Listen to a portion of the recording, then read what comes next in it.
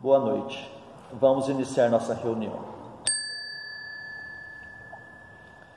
Que a paz do nosso Divino Mestre Jesus envolva o coração de todos nós. Vamos unir os nossos pensamentos e vamos orar juntos, dedicadas irmãs e dedicados irmãos, crianças, jovens, homens missionários do dia de amanhã. Segundo os vossos aprendizados, é dado o momento de iniciarmos os nossos trabalhos no Centro Espírita Meimei, trabalhos estes de curas e passes dedicados às crianças, trabalhos de grandes aprendizados para todos nós, mas é necessária a nossa boa vontade, o nosso amor, a nossa união. Permita, Senhor, que esta casa se transforme em posto de socorro, amparando a todos os vossos filhos, encarnados e desencarnados, que aqui aportarem. Permita por caridade que eu, conjuntamente com estes companheiros, possamos ser uns trabalhadores vossos, dedicados irmãos. O momento é de grande responsabilidade, não perante os homens, mas sim perante aquele que tudo sabe, que tudo vê, nosso Pai que está no céu. Permita, Senhor, a presença amiga de vossos mensageiros, particularmente vós, Meimei, patrona e guia desta casa, a grande falange de Agostinho, a falange do amor, acalmando os irmãos sofredores que em nosso meio vieram, porque ainda somos fracos, ó meu Deus, para engendrarmos com irmãos de menos elevação, mas para todos suplicamos as bênçãos e a misericórdia de Deus, e confiantes em vós, Meimei, nós lhe entregamos toda a direção e a santa orientação dos trabalhos da noite de hoje. Assim seja. Para a leitura e o comentário do Evangelho, nós passamos a palavra ao Alter de Scarlone. Caríssimas irmãs, caríssimos irmãos, nós vamos ver do Evangelho segundo o Espiritismo, o capítulo de número 6, intitulado O Cristo Consolador. O item 2, o jugo leve. Todos os sofrimentos, misérias, decepções, dores físicas, perda de seres amados, encontram consolação em a fé no futuro, em a confiança na justiça de Deus, que o Cristo veio ensinar aos homens. Sobre aquele que, ao contrário, nada espera após esta vida, ou que simplesmente duvida, as aflições caem com todo o seu peso, e nenhuma esperança lhe mitiga o amargor. Foi isso que levou Jesus a dizer: Vinde a mim, todos vós que estáis fatigados, que eu vos aliviarei. Entretanto, faz depender de uma condição a sua assistência e a felicidade que promete aos aflitos. Essa condição está na lei por ele ensinada. Seu jugo é a observância dessa lei, mas esse jugo é leve e a lei é suave, pois que apenas impõe como dever o amor e a caridade. Naquele dia, Jesus ofereceu à humanidade o seu consolo, afirmando: Vinde a mim, todos vós que estáis aflitos e sobrecarregados, que eu vos aliviarei. Tomai sobre vós o meu jugo e aprendei comigo, que sou brando e humilde de coração, e achareis repouso para as vossas almas, pois é suave o meu jugo e leve o meu fardo. Ninguém ofereceu à humanidade tanta alegria e esperança como fez Jesus. ele convidou todos nós, os sofredores, para o seu coração e os consola. Entretanto, não existiria lágrimas aqui na terra se não houvesse razões para tal. Muitos acreditam e afirmam que as lágrimas são fraquezas espirituais. Mas nós sabemos que espíritos de alta hierarquia choraram. Maria no Calvário, Pedro após a negação, Paulo às portas de Damasco, os primeiros cristãos nos circos de martírio. Porém, nenhum deles continuou sem esperança. Choraram, é verdade, mas seguiram o caminho do Senhor. Sofreram, mas anunciaram a boa nova da redenção. Padeceram, mas permaneceram leais à conduta suprema. O trabalho a favor do Cristo ou para o Cristo se transforma em fortaleza. O ser humano jamais deve se desesperar, porque as lágrimas acompanhadas do desespero são venenos mortais. Jesus nos convida, sempre que tivermos necessidade, Ele nos acolhe. Mas não é fácil ir até Ele, devido às nossas imperfeições ainda. Conta-nos o apóstolo Lucas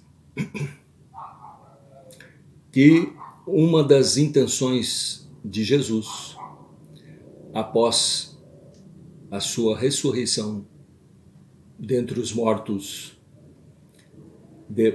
quando completou os 3 dias do seu martírio, era encontrar novamente seus apóstolos e consolá-los, porque ele sabia que todos eles estavam desesperados, necessitavam de sua ajuda. Mas Jesus, primeiramente, foi encontrar 2 deles que saíram de Jerusalém e foram para uma aldeia próxima chamada Emaús. Eles conversavam entre eles sobre as cenas sanguinolentas ocorridas no Gólgota. A morte do inocente, a tirania de Herodes, a indignidade ou a falta de dignidade de Pilatos, a trama traçada pelos sumos sacerdotes, fazendo com que o povo mudasse de opinião e preferisse Barrabás ao invés do Cristo. Jesus, junto a eles, a esses 2, entrou na conversa de ambos, perguntou a eles o que realmente havia acontecido, e eles surpresos, lhe disse: por acaso tu és um estrangeiro que não sabe do que ocorreu no Calvário? Jesus continuou conversando com eles, admoestando-os, porque eles estavam interpretando mal as Escrituras. E foram conversando. Quando estavam próximos à aldeia de Emaús, Jesus disse a eles que deveria partir. Mas eles não sabiam ainda quem estava com eles. E o convidou para a ceia. E Jesus então mostrou-se a eles pelo gesto ao partir o pão. Então eles, admirados, viu que o mestre estava perante eles. Houve alguma conversa mais, mas Jesus partiu realmente, desapareceu dentre eles. E eles, muito satisfeitos, resolveram então voltar a Jerusalém e informar aos 11 que lá estavam da aparição de Jesus. E logo em seguida deste fato, Jesus apareceu a eles, aos 13, e saudou-os, dizendo: paz seja convosco, sou eu, não temais. E eles, assustados e admirados, não sabiam o que fazer de tanta satisfação. Jesus continua dizendo: por que estão perturbados? Vede, olhai em minhas mãos e nos meus pés, e chegaram à conclusão que sou eu mesmo. Espírito algum tem carne e osso, como eu os tenho. E continuou conversando e disse ainda a eles: tem aí algo para se comer? E eles trouxeram uma porção de peixe e mel. E Jesus, após comer, devolveu-lhes o que sobrou dos alimentos. E ainda lhes disse: vocês estão sabendo pelas Escrituras que assim deveria acontecer. E assim que o Cristo deveria sofrer. Vocês sabem das coisas. E vou pedir ao meu Pai que mande do alto aquilo que ele já prometeu, que havia já prometido a vós. Jesus se referia ao fogo do Pentecostes, que realmente ocorreu depois de algum tempo. E disse-lhes ainda: mas permanecei ainda na cidade, que em breve meu Pai lhes mandará o que havia prometido. E Jesus, então, despediu-se deles e partiu. Mas Jesus nos convidou: vinde a mim, todos vós que estáis aflitos e sobrecarregados. Convidou a todos nós, os sofredores. Convidou a humanidade inteira. Disse mais: tomai sobre vós o meu jugo. Existe uma condição. Este jugo é a exigência que ele faz para que ele possa nos ajudar. Tomai sobre vós o meu jugo e aprendei comigo, que sou brando e humilde de coração. Ou seja, essa exigência não é uma coisa difícil de se fazer, só que nós nem sempre damos atenção a este fato, a essa exigência do Senhor. E achareis repouso para as vossas almas, porque o meu jugo é suave e meu fardo é leve. A exigência que ele faz, que nós devemos ser humildes e praticar a lei de caridade e de amor. Só isso que ele exige. Fora isso, realmente torna-se mais difícil nós chegarmos a ele. Agradecemos a atenção de todos.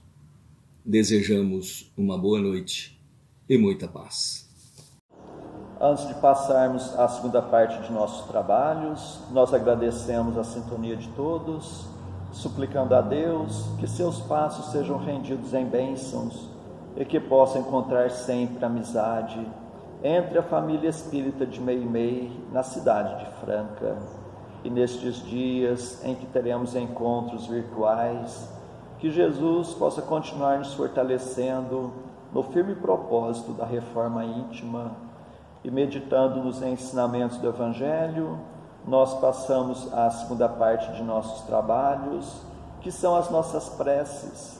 Convidamos a todos a estarem com o pensamento em Jesus, com o coração oferecendo amor, para que possamos ajudar sempre os nossos entes queridos, os nossos familiares, mas vamos lembrar também dos nossos vizinhos, nossos companheiros de trabalho, nossos patrões, governantes e autoridades, trabalhadores de todas as ordens, os médicos, os enfermeiros, os encarregados da limpeza pública, dos que estão expondo a própria vida para o benefício da população, dos irmãos, nos quais pensamos no dia de hoje, pedindo a Deus que a paz esteja amparando a todos. Vamos ter o desejo de perdoar para sermos perdoados, o desejo sincero de curar para sermos curados. Continuemos concentrados em Jesus. Prece ao anjo da guarda.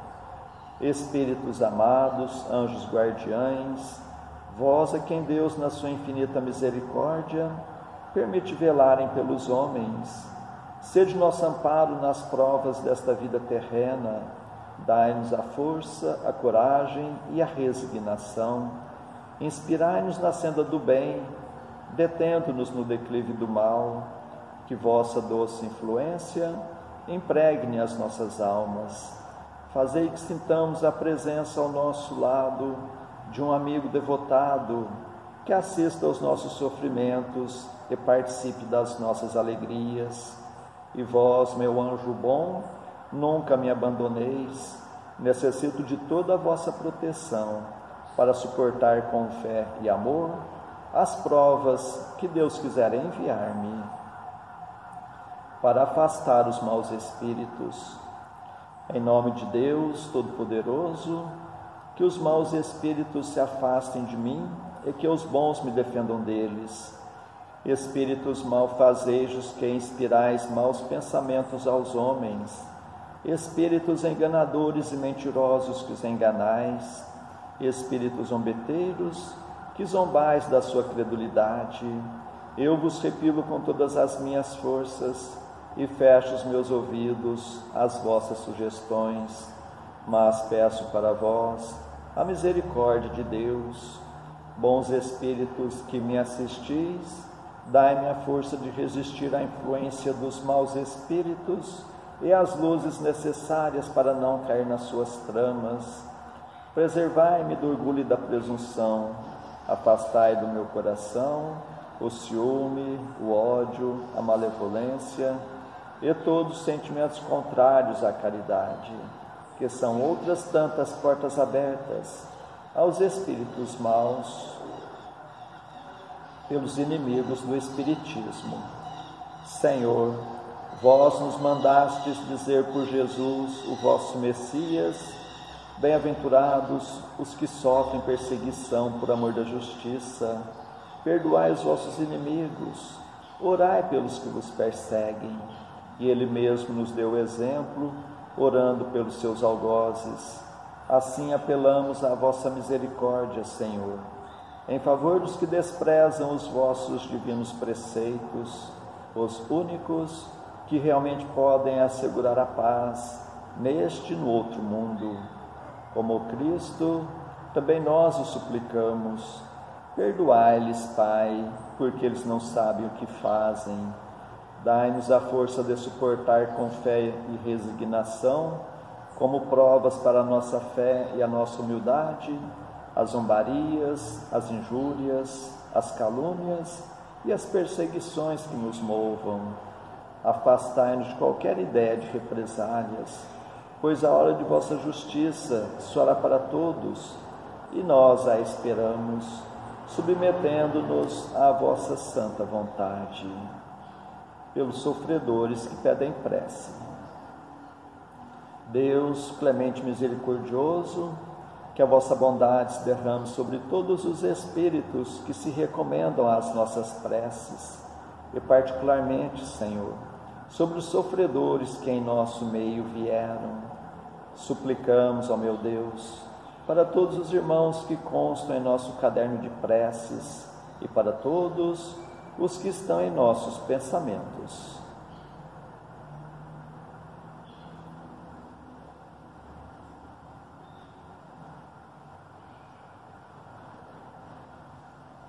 Bons Espíritos, que tendes o bem por ocupação única, intercedei comigo a favor deles, fazei brilhar aos seus olhos um clarão de esperança, e que a divina luz os esclareça contra as imperfeições que os afastam dos bem-aventurados.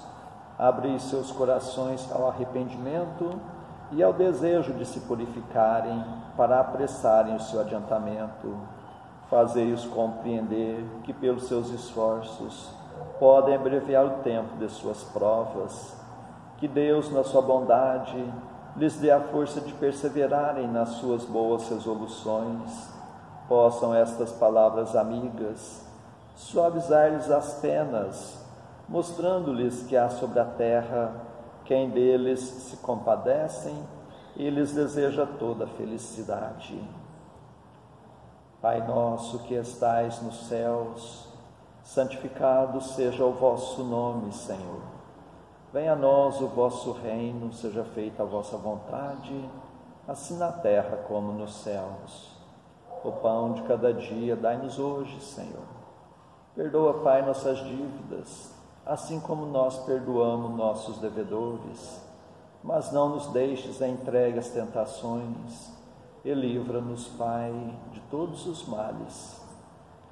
Meu Deus, nosso Pai, apesar de fracos e indignos ainda como somos, como médiuns espíritas, desejamos auxiliar os nossos irmãos sintonizados neste momento e os que estão sob a nossa guarda.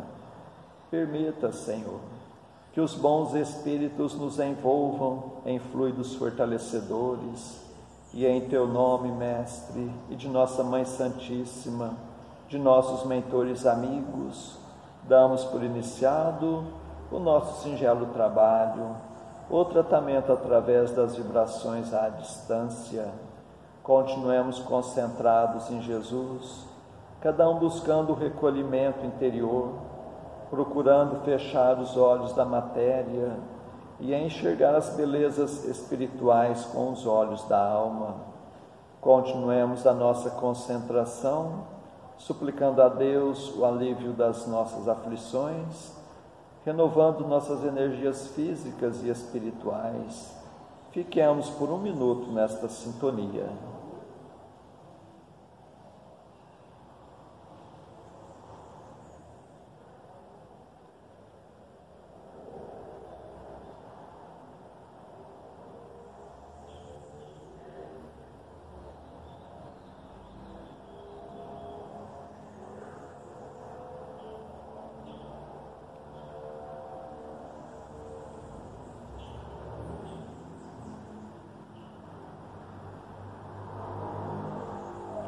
Que estas misericórdias se façam por toda a humanidade.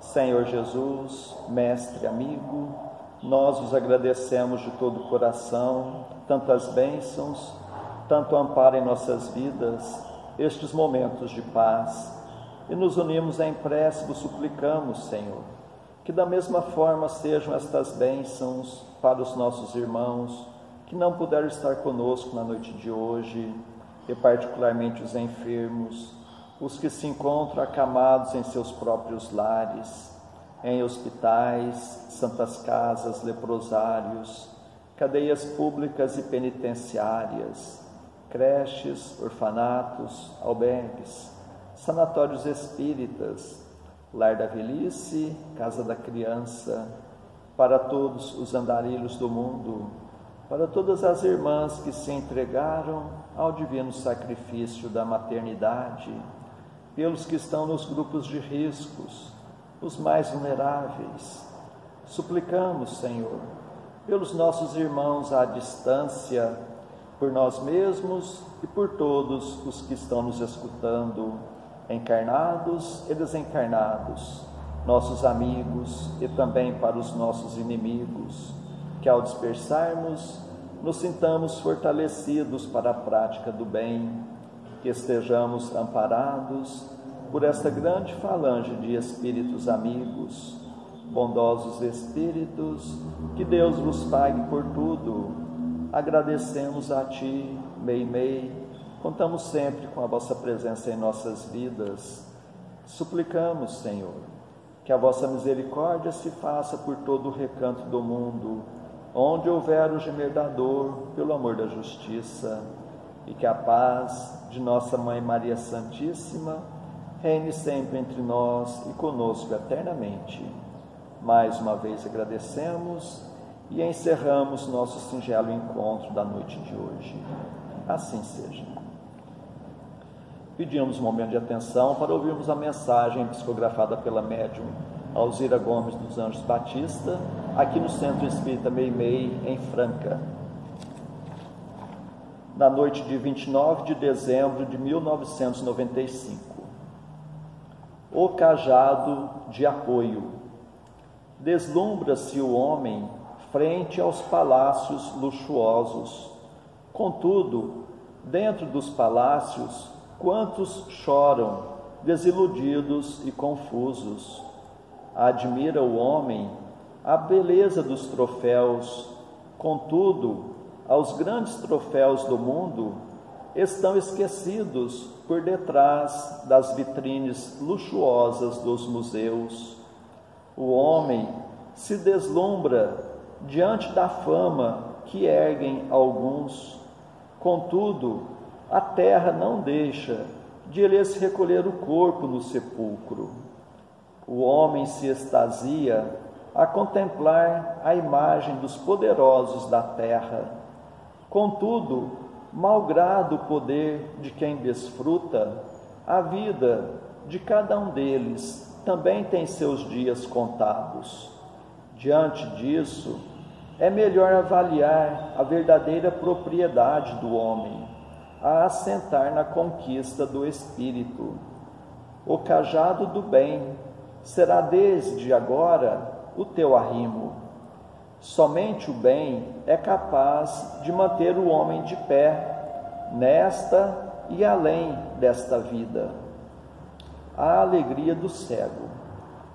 Que queres que eu te faça? Inquiriu o mestre. Senhor, que eu veja, implorou o cego.